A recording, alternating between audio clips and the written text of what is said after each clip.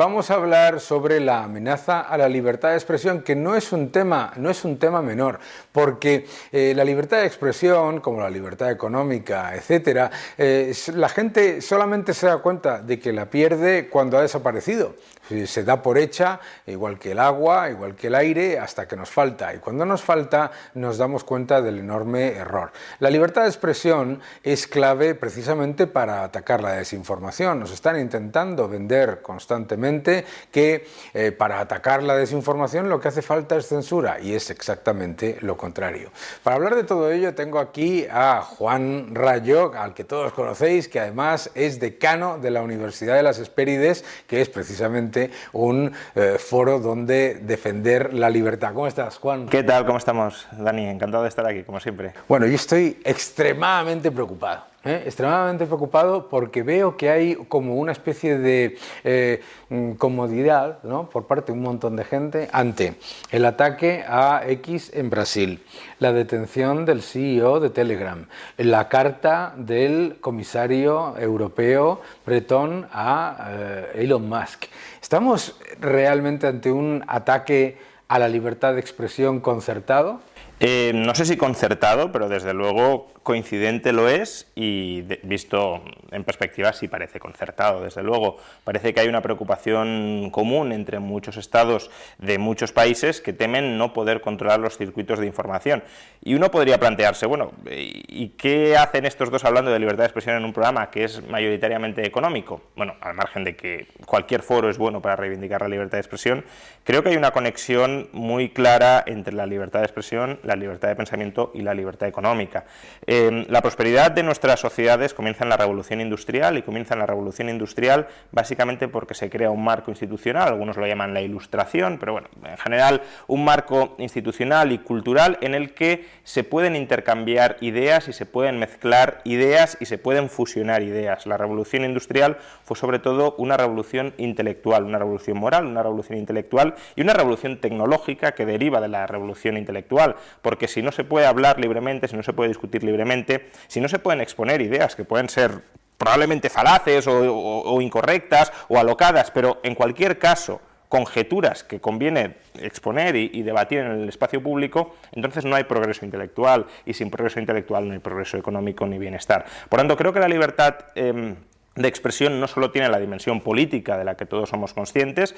Sin libertad de expresión no podemos fiscalizar al poder político, y justamente por eso esta gente está preocupada, porque siente que el pueblo, los ciudadanos, de manera desorganizada y descentralizada, pero coordinándose a través de esas redes, los están fiscalizando y vigilando mucho más que antes, pero también tiene esa dimensión de económica, de afección a la prosperidad material de las sociedades, que no hay que perder de vista también. Es que sin disenso, sin confrontación de ideas, etcétera, no hay progreso. Claro, el que piense que desde la uniformidad se consigue el progreso económico tiene un problema muy grave.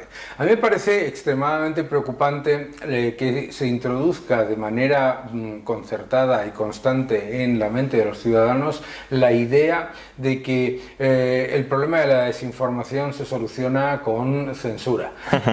Yo siempre digo que si hay riesgo de desinformación, cuando el gobierno controla los medios de comunicación es del 100%. Claro. El riesgo de desinformación siempre va a existir. Pero si tienes ahora, por ejemplo, si tienes una noticia que sale en las redes, y en esas redes inmediatamente se responde con notas en la comunidad, con todo tipo de comentarios, etcétera.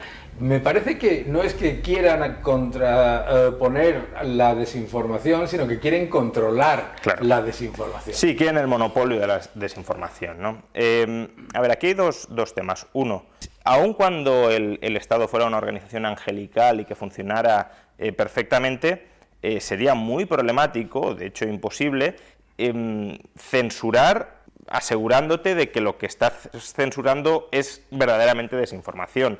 Porque, en contra de lo que podamos pensar, no está tan clara, nunca lo está, cuál es la verdad objetiva.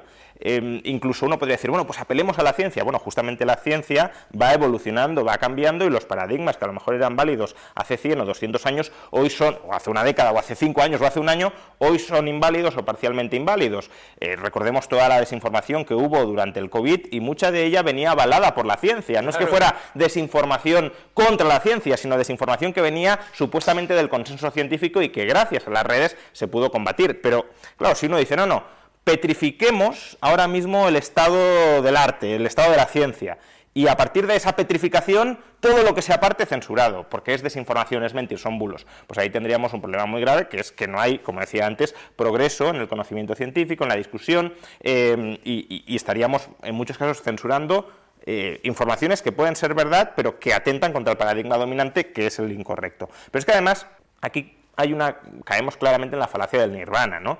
En economía, normalmente, cuando uno quiere justificar una intervención del Estado, compara los mercados realmente existentes con sus defectos, porque están conformados por seres humanos, con un Estado perfecto que no tiene ningún tipo de problema, porque parece que está conformado, como decía antes, por ángeles. Pero es que el Estado no está conformado por ángeles, es más, ni siquiera está conformado por gente normal, suele tener un sesgo a estar conformado por gente especialmente obsesionada con el poder, con permanecer en el poder, con instrumentalizar a otras personas para estar en el poder, con lo cual, aun cuando, ya digo, pudiéramos determinar objetivamente qué es desinformación y qué no lo es, que no podemos hacerlo, pensar que tú le puedes dar al Estado ese tremendo poder para decidir qué se censura y qué no se censura, y que ese poder no será abusado de una manera muchísimo más grave y muchísimo más lesiva para la libertad de las personas, incluso para la libertad de información y de recibir información veraz de las personas, y para el progreso material de las sociedades, que la actual situación en la que desde luego se esparcen bulos, pero justamente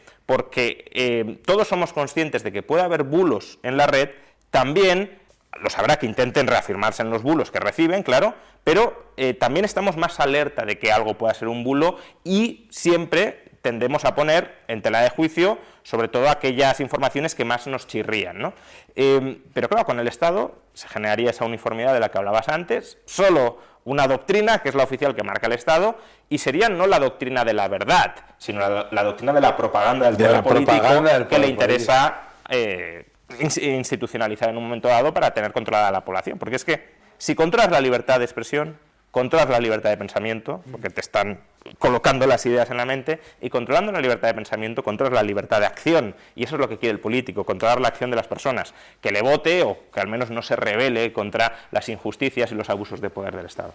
Decía hace poco un artículo de un economista cercano al gobierno español que, claro, que es intolerable que la percepción de la economía de los ciudadanos sea negativa cuando los datos son empíricamente excepcionales, y por lo tanto, como los datos oficiales son buenísimos, el hecho de que los ciudadanos consideren que la economía no va bien es porque hay desinformación. Es curioso, ¿verdad? Es curioso. Yo creo que en esta afirmación hay muchos problemas, ¿no? El primero es qué porcentaje de gente considera que la economía va mal o está en una situación precaria, ¿no? Y probablemente estemos hablando del 20, 25, 30%, no mucho más, no tengo las cifras en la cabeza, pero desde luego no es la mayoría de la población. Entonces, ya de entrada, que un gobierno diga, oye, tenemos un problema porque hay un 10, un 15% de la gente que no piensa como nosotros, y es como decir, oiga, que todo el mundo, absolutamente todo el mundo, tiene que estar con la camiseta de Pedro Sánchez diciendo ¡viva Pedro Sánchez, qué buen presidente es! Oye, que ya tienes un porcentaje muy importante de la población que percibe que la economía va bien, con razón o sin ella, pero lo percibe. Entonces, que haya una minoría que no, tanto te preocupa y consideras que ni siquiera eso tendría que existir. Eso es lo primero. Lo segundo es que las cifras de PIB y de empleo, con todos los matices, es verdad que evolucionan bien, pero el PIB no es en sí mismo la cifra que es relevante para correlacionar con el bienestar de las personas. Lo es, al menos en primera instancia, el PIB per cápita. Y el PIB per cápita de España ha exhibido una evolución en los últimos 17 años bastante mediocre. Es decir, en 17 años ha crecido un 4%, prácticamente nada. Entonces, además, que haya crecido un 4% en términos promedio, significa que habrá gente que habrá crecido más y que estará bastante mejor, pero mucha otra que estará igual o muchísimo peor que hace casi 20 años. Entonces, que tengas masas de la población que durante casi 2 décadas hayan visto sus estándares de vida estancados, obviamente a esa porción de la población, que a lo mejor es el 20, el 25, el 30% del que hablábamos antes, por supuesto que no va a ver el panorama económico con mucho optimismo y con mucha excepcionalidad. Lo que va a tender a ver es, oye, llevamos 20 años con los estándares de vida estancados, pues yo ya me he acostumbrado a que esto sea así y el futuro lo veo más o menos igual de gris que el pasado. Con razón o sin ella, a lo mejor tenemos un futuro excepcional, no lo creo por desgracia, pero bueno, podría ser, pero es lógico que la percepción después de 20 años con la renta per cápita, no el PIB, aunque casi también, pero con la renta per cápita estancada, pues sea una percepción bastante grisácea para mucha gente.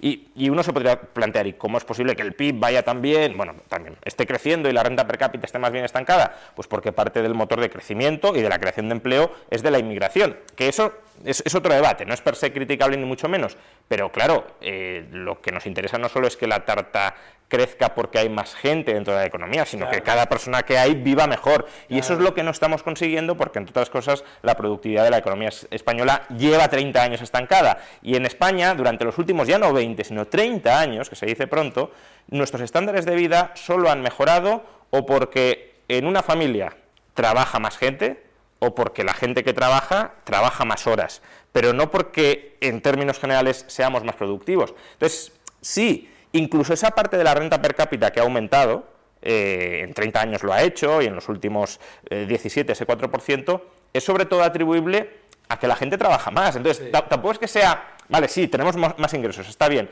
pero más ingresos a costa de menos socio, ahora que están diciendo de hay que bajar la jornada. Bueno, pues todo el crecimiento que hemos tenido es por mayor intensidad en el uso del factor trabajo, no porque seamos más productivos. Y eso, desde la perspectiva del bienestar material de un país, desde luego es deplorable. A mí, además, me preocupa que cuando se introduce este mensaje se habla constantemente el consenso. Sí, claro. El consenso dice, y por lo tanto lo dice el consenso, primero, ¿qué es el consenso? Segundo, ¿cómo se mide ese consenso? Y tercero, ¿y qué? ¿No? Claro, pero también fíjate que en esto, esto lo comentaba el profesor Bastos el otro día y creo que es bastante interesante. Por mucho que hablen de consenso, yo creo que ellos saben que ese consenso cada vez tiene menor credibilidad, probablemente porque hayan abusado demasiado de ese término para darle puñetazos a la realidad que percibe la gente, ¿no?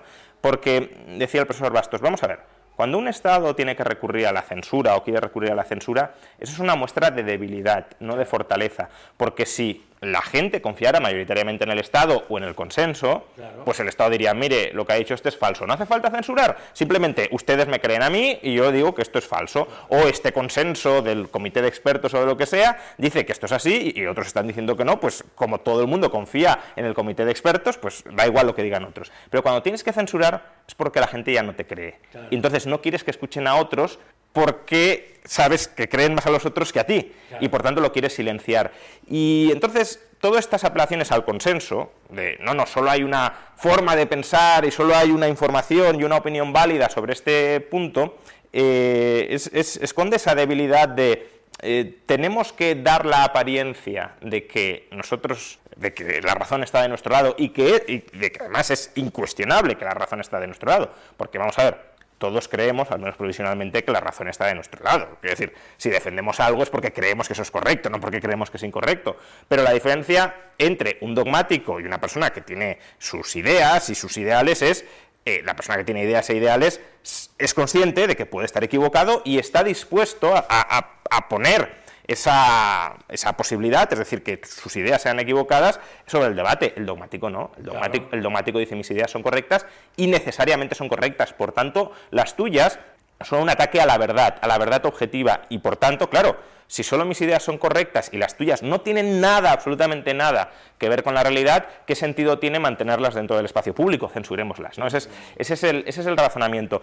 Y ese consenso con el que nos pretenden vender, que sí, que claro, que ellos tienen razón sí o sí, cada vez más gente desconfía de él, desconfía de los medios de comunicación tradicionales, desconfía de lo que podríamos llamar el establishment científico, y termino con esto que me enrollo mucho, y no porque per se debamos desconfiar de los medios de comunicación, bueno, per se hay que desconfiar de todo el mundo, eso es verdad, pero que no creo que los medios de comunicación o el establishment científico per se sea malvado y haya que desconfiar de él, o haya que confiar en todo lo que no es medios de comunicación o fuera del establishment científico, ni mucho menos. Pero se ha abusado políticamente tanto de estas instituciones para justamente expulsar del espacio público otras visiones políticas legítimas, pero que rivalizaban con esta. Pedro Sánchez eso lo hace mucho, ¿no? Claro. Todos los que no están con él son negacionistas de la ciencia.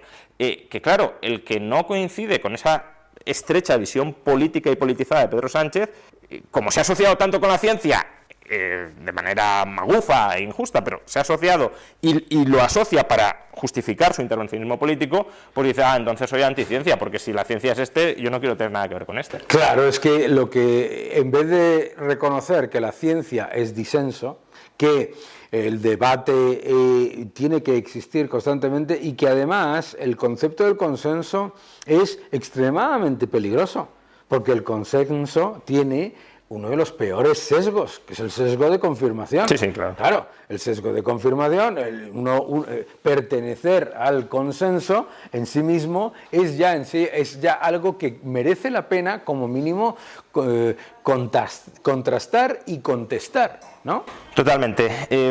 Fíjate que en la esfera pública a veces moverte unos centímetros del consenso te puede valer, pues, oleadas de odio en Internet, porque parece que como que estés atentando contra los fundamentos de la sociedad. Y hasta cierto punto es comprensible que se piense así, porque el sesgo del statu quo, que no deja de ser una variante política del sesgo de confirmación, es muy fuerte, ¿no? Como yo solo he conocido esto, o como me interesa defender lo que he conocido, claro, cualquier cosa que se salga un poquito del tiesto, pues supone un cambio de base en mi modo de vida y en mi sociedad idealizada, ¿no? Pero justamente, y volviendo a lo que decía al principio, la ciencia es un ámbito donde todo se ha de poner permanentemente en cuestión.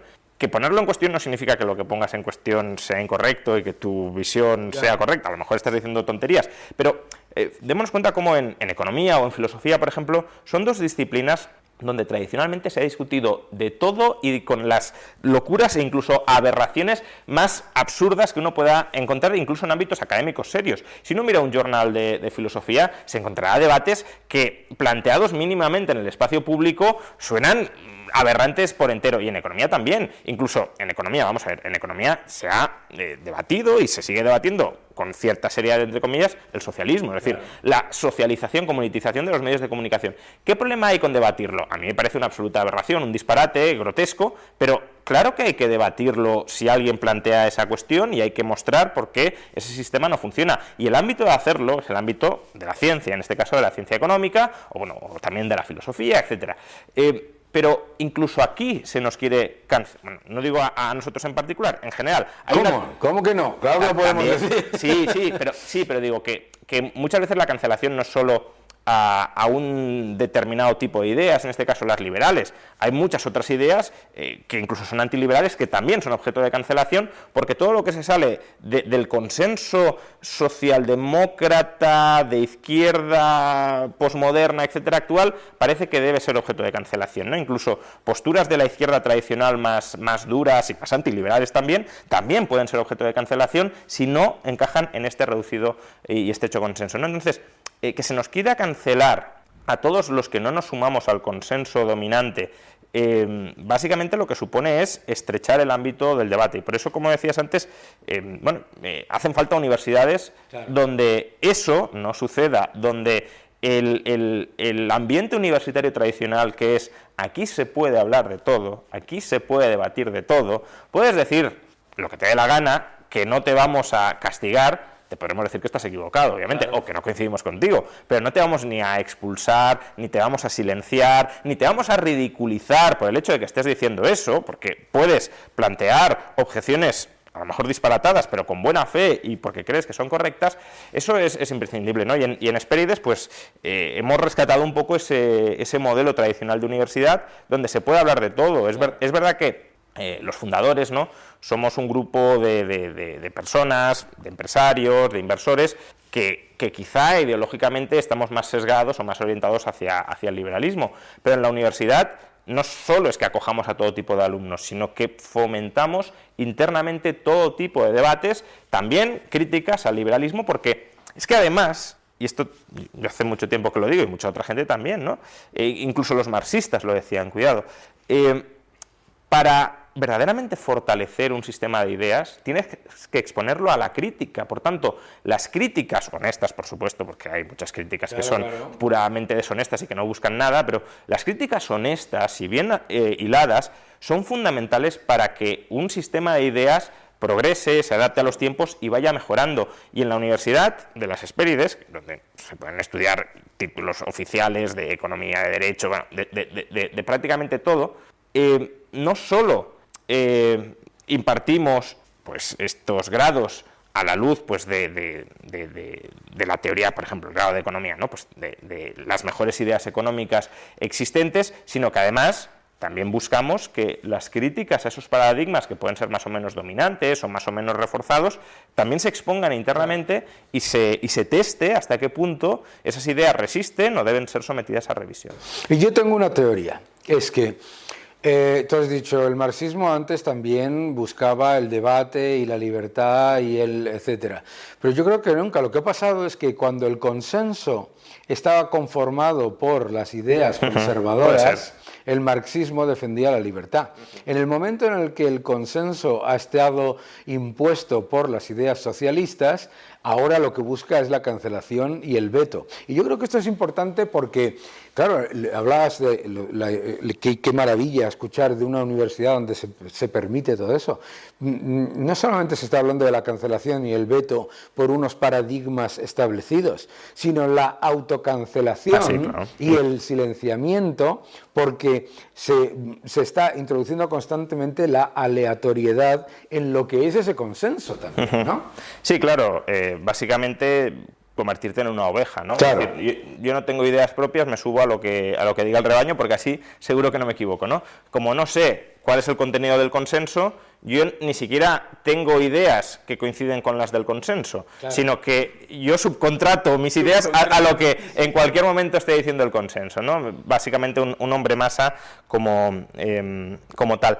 Sí, lo que dices del socialismo es cierto. Yo de todas formas estaba pensando en algunos intelectuales socialistas, como por ejemplo Bukharin, que luego justamente fueron purgados por los socialistas, ¿no? Porque ellos probablemente sí entendían una cierta importancia, aunque bueno, es verdad que al pensar que esto es muy socialista y confluye hacia lo que tú decías, ¿no?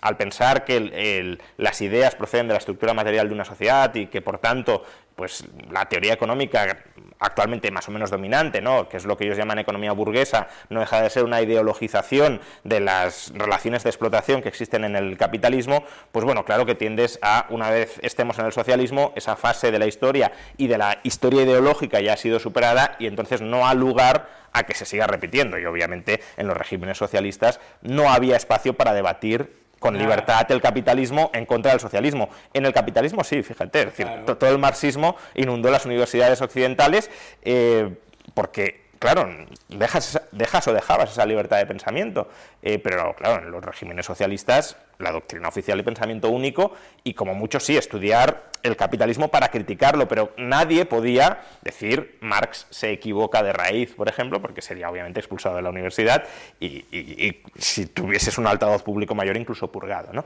Pero de todas formas también hay hoy en día socialistas, por ejemplo Noam Chomsky, que se han alzado en contra de la cultura de la cancelación, quizá porque tienen cierta perspectiva histórica. Entonces, ellos, por prudencia de autoconservación, dicen, cuidado, que si ahora cancelamos nosotros, cuando cambien las tornas, estaremos legitimando que nos cancelen a nosotros. Por tanto, mantengamos un cierto espacio neutral donde se pueda hablar de lo que sea, porque si no esto se va a volver contra nosotros. Existe la ley del péndulo, por desgracia, y las sociedades a veces se orientan hacia un lado y en otras se reacciona hacia el otro. Y si estamos legitimando prácticas de degradación de la libertad de expresión, nos terminará tocando a nosotros. Y eso es algo que, por cierto, volviendo al tema del que hablábamos al principio, creo que la izquierda o no ve o está tan ciega por el control del poder político actual que no quiere ver. Legitimar, por ejemplo, que se pueda cerrar una red social como X porque su propietario supuestamente está expresando ideas que no te gustan o no está censurando a pues las cuentas a las que el Estado dice que se censure. Vamos a ver, el caso de X es calcado al siguiente y creo que exponiendo nos vamos a horrorizar de cómo podemos estar legitimando, o algunos pueden estar legitimando lo de X. En X, ¿qué ha sucedido en Brasil? Pues básicamente un juez, el juez Moraes, le ha dicho a X Brasil: usted tiene que censurar las cuentas de este senador de la República y de estos influencers porque están expresando opiniones que potencialmente podrían llegar a socavar la democracia brasileña. Sí. Algunas, o sea, hay un influencer, Ed Raposo, es un influencer conservador, nacionalista, pero bueno, que básicamente se le ha pedido la censura, suspensión de su cuenta, porque dijo: es más fácil encontrar, es el único tuit, bueno, ese y otro, pero que es similar, es más fácil encontrar una foto de Michelle Obama embarazada que del jefe de la Policía Federal brasileña. Por eso, o sea, por ese comentario el juez está diciendo: a este hay que cancelarle la cuenta. Bueno, entonces claro, Elon Musk dice: no, yo no cancelo yo no cierro estas cuentas. Y el juez está diciendo: bueno, como usted, su página web, su red social es accesible desde Brasil, se tiene que someter a lo que yo le digo. Y si no se somete, porque claro, X no tiene ni activos en Brasil ni personal en Brasil, entonces ¿cómo el Estado brasileño puede obligar a X a hacer algo si no tiene nada dentro de Brasil? Pues dice: vamos a impedir a todos los brasileños que accedan a la cuenta de X en Brasil. Esa es la historia. Bueno, pues imaginémonos que un juez iraní le dice al diario El País: miren, como su página web es accesible desde Irán, porque el país.es, pues acceden desde Irán, quiero que todas las noticias relacionadas con Vidal Quadras desaparezcan de su periódico. Claro. Y si usted no cumple mis órdenes, todos los iraníes van a tener prohibido leer El País en Irán. Claro. ¿Eso sería legítimo? Pues los que están diciendo que en Brasil lo es, también deberían decir que esto es legítimo. Y creo que así vemos la monstruosidad de ataque a la libertad de expresión y de información que eso supone. Y eso lo vemos tú y yo, excepto toda la cantidad de gente que dice: ¡ah, qué buena idea! ¿Y por qué qué buena idea? Porque la diferencia es que ahora se ha aliado la socialdemocracia con tintes de control de todo lo que pueda con la ultraizquierda a la que aparentemente combatía el populismo, particularmente en la Unión Europea, y entonces ahora ven que lo que es súper sencillo es desplazar completamente cualquier tipo y cancelar y vetar cualquier tipo de idea liberal, conservadora o de derecha. Sí, fíjate, también en ese sentido que tú apuntas, cuando critiqué en X la suspensión o el bloqueo de Brasil, de Twitter en Brasil, Juan Carlos Monedero me replicó diciendo que qué vergüenza que estuviese a favor de difundir mentiras y que por supuesto... Claro, es que ese es el tema, ¿no? Y que por supuesto que vaya patriota que defendía una transnacional por encima de la soberanía nacional, bueno, o sea, mezclando ideas nacionalistas con ideas censoras, pero... Vamos a ver, Juan Carlos Monedero, es lo que le contesté allí, no es ninguna novedad. Juan Carlos Monedero, que desde hace mucho tiempo, pero desde luego desde hace mes y medio, dos, 3 meses, se ha convertido sin ningún tipo de complejo y sin ningún tipo de ambigüedad en un propagandista del régimen de la tiranía chavista que está desinformando continuamente sobre el proceso electoral venezolano, que está mintiendo, y yo creo que conscientemente, que está mintiendo sobre ese proceso electoral, porque él mismo decía el CNE va a publicar las actas en breve y por supuesto antes de que pasen 30 días, como siempre ha hecho. Bueno, no lo ha hecho el CNE, ni 30 días naturales ni hábiles, por si hubiese dudas en la interpretación legal, y no ha dicho: oye, aquí hay una irregularidad.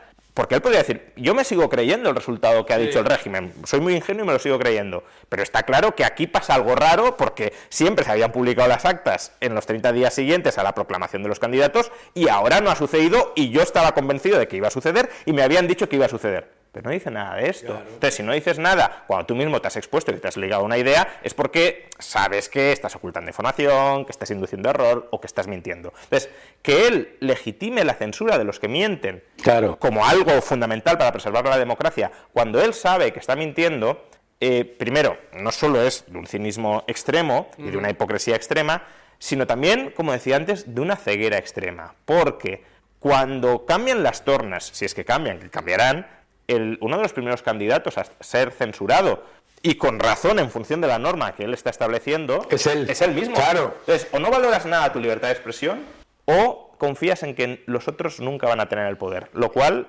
también es muy inquietante. Eso es lo más preocupante, porque la realidad es que, claro, cuando nosotros hablamos de libertad de expresión, hay un montón de gente que considera que hay un beneficio personal, político o profesional de pertenecer al comisariado político. ¿Y qué es lo que ocurre? Que no se dan cuenta de que son los primeros que van a sufrir las purgas. Muchísimas gracias, Juan. Muchas gracias, Dani. Por venir a tu programa, como siempre, y nos seguimos viendo.